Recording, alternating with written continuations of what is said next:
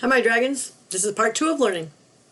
So, the experiment on little Albert, which, let me start by saying, that was quite an unethical experiment, okay? I don't think that that would get through any IRB today. So, J.B. Watson, who was the researcher who did the little Albert experiment, actually took this infant named little Albert, and he wanted to see if fear could be conditioned, and he used a baby as a as a model, which was really not cool. So he was able to have little baby Albert become afraid of a white rat. So he would see the rat. Now, babies are like, it's a little thing, it's moving, it's cute, it's white, and the minute the baby started to express any kind of feelings toward the rat, he would make a loud, really disturbing noise and scare the baby, startle the baby. And every time the baby went near it, that's what he would do. Okay, so he would make it a conditioned response. Pretty soon, it generalized, and it went to a rabbit, a dog, and a fur coat as well. And so what happened was he was able to generalize the sound and the fear of all the things that were similar. Simultaneously, whenever the baby heard that loud sound, it was afraid of all the other things, and whenever the baby saw those other things, it was afraid, because it was afraid that loud sound that disturbed it would be coming. So the little Albert had an conditioned emotional response to those things. And like I said, that was a really unethical experiment, but nevertheless, it showed how you could condition emotional responses and have them generalize as well to all those different things. So applied to human behavior, some of the things when you do these, so most of the studies were done with animals, and then we said, well, will it work with humans? And so baby Albert ushered in, learning theory with humans. So we have conditioned taste aversion. We talked about bait shyness before in the intro section, I believe, or the ethology section of the class. So you can, if you eat something and you become sick after you eat it, like let's say you have food poisoning to, I don't know, Taco Bell or something like that.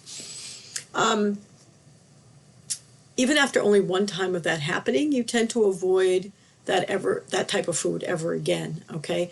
And if it happens more than once, you will really develop an aversion to it. Sometimes it can be the subject still has an aversion after they logically know that that doesn't exist anymore. The situation doesn't exist anymore.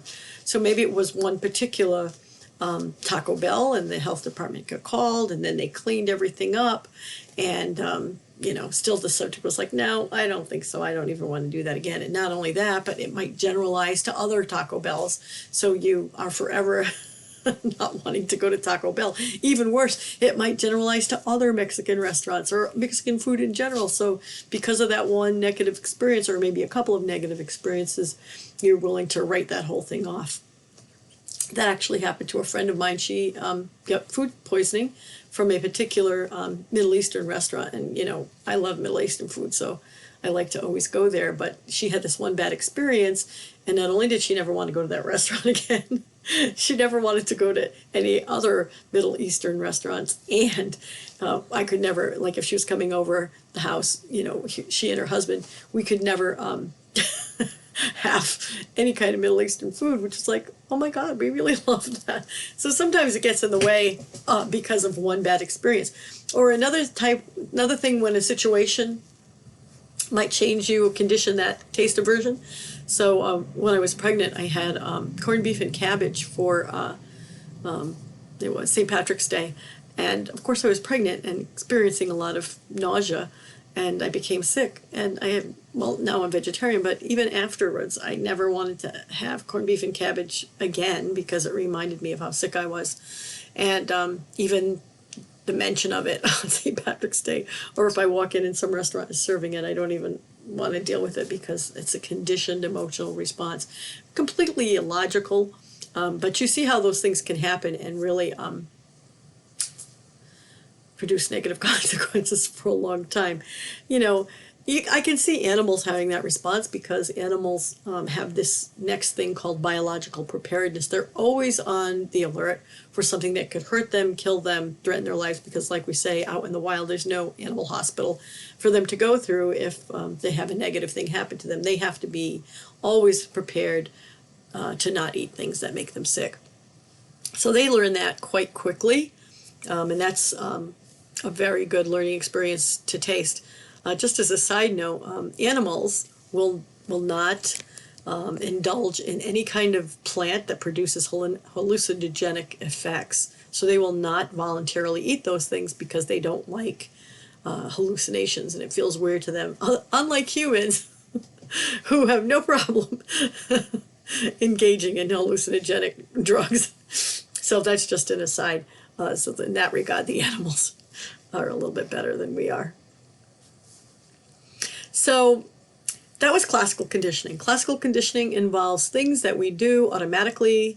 It's a reflex. It's something that's natural to us. We respond to it in a reflexive sort of way. You have no control over it. You know, we'll blow a puff of air in your eye and you blink, and it's a natural response. The other type of learning, that the two of them are two different types, is operant conditioning. Also, you might see it referred to as instrumental conditioning. We say that because the individual is an instrument of their behavior, or the individual is operating on the environment. So operant conditioning or instrumental conditioning. And the first researcher here was Thorndike. Thorndike had puzzle boxes for cats, and I'll write a thing down here for Thorndike. In your textbook, in the Gleitman book, I'm sure it has examples of what it is. And so I'll put something up on the Moodle for you as well. So whereas classical conditioning is an unconscious thing, it's a reflex, you have no control over it. Operant conditioning or instrumental conditioning is you're volunteering your behavior, voluntarily doing that behavior. And you're doing it in response to a pleasant or an unpleasant thing that's happening to you, okay? So that's the difference, okay? So Thorndike came up with a law that was really the foundation of learning theory, instrumental or operant learning theory. And that was Thorndike's law of effect. So Thorndike said that if a response that a person makes is followed by something pleasurable, they're going to do it again. If you like it, do it. If you like it, do it. You like it, do it. And it's going to do it on and on and on again because the behavior is rewarded. If the response is followed by an unpleasant consequence, then the person is not going to do that behavior anymore. So it's like a punishment, which we're going to talk about in a minute. Okay? On slide 26, it shows the learning curve of how people learned things. This was the cats, Thorndike's cats. How quickly it learned things, and how with the repeated number of attempts, that time that it took to learn a behavior really decreased, because it said, oh, I'm going to get a reward, I'm going to get a reward, I'm going to do it again, I'm going to do it again. And you can see as it gets past the fifth time, it was very quick in terms of learning responses. So that was the Thorndike's puzzle boxes. And what he did was he put cats in a box, and the cat figured out how to get out of the box, and it took him less and less time because every time it got out of the box, it got a reward, and it wanted the reward, so it did the same sort of behavior to get out of the box. Okay. After Thorndike came B.F. Skinner. B.F. Skinner was a behaviorist, and he wanted to study observable behavior, and he wanted to measure observable behavior. He was a Harvard psychologist. I had the pleasure of talking to him quite a bit about learning theory and behaviorism. And he's the one that coined the term operant behavior, also called it instrumental behavior. So any behavior that is voluntary, that the person voluntarily engages in, versus that it's a reflex, that would be operant conditioning or instrumental conditioning. So in terms of Skinner, he says behavior occurs after the response. So you learn once it is either positive or negative. That's what you learn. You learn because of the consequence, okay? So reinforcement is what he's talking about as the consequence, okay? And reinforcement includes both positive and negative, okay? Any stimulus followed by the response that will increase the probability that will occur again, whether positive or negative. it'll increase the possibility that's going to occur again. So he has two different types of reinforcement. A primary reinforcement. Those are things that are basically things that we naturally crave, like food or water, tasty things, hunger, thirst, touch, warmth when it's cold, cold when it's warmth, all those kinds of things. A secondary reinforcer are things that have become associated that we need to survive too, but it's not as imperative as food and water and things like that. Secondary reinforcements are things that were paired with a primary reinforcement, like money. Money will buy you food, okay? Praise makes you feel good. It's a conditioned emotional response. Tokens and gold stars, if you were in grammar school and the teacher gave you gold stars or something like that, that would be a reinforcement. On slide 29, there's a picture of Skinner with his rats. He had rats and he was training rats. And he had a rat with a little lever, and the rat learned to press the lever, and food would come. And if you look over at the left-hand side of that picture, you'll see there's a little glass thing where the food would drop down after the rat pressed the box and then press the bar, and then the rat would press the bar. The food would drop down, and then that's a primary reinforcer, okay? There's also a little light on that device. I don't know if you see that, but the light would serve as a warning that something negative was going to happen. So that grid that the rat is standing on became heated, and the rat learned that if it pressed the bar, then it would turn off the heat, and it wouldn't burn its little rat feet. So that is a different type of reinforcer. It was reinforced by not having the pain. Okay, we're going to talk about what exactly that is. So on slide 30, that is a great slide for you, because that's probably hint something that you might see on the essay exam. Compare and contrast operant or instrumental conditioning to classical conditioning, and it just shows you how those two things are different. So you may see something on the exam that says for you to compare it, and then like give a unique or one of your own sort of situations that is operant or classical condition, and give a little example of each one of those. Hint right there.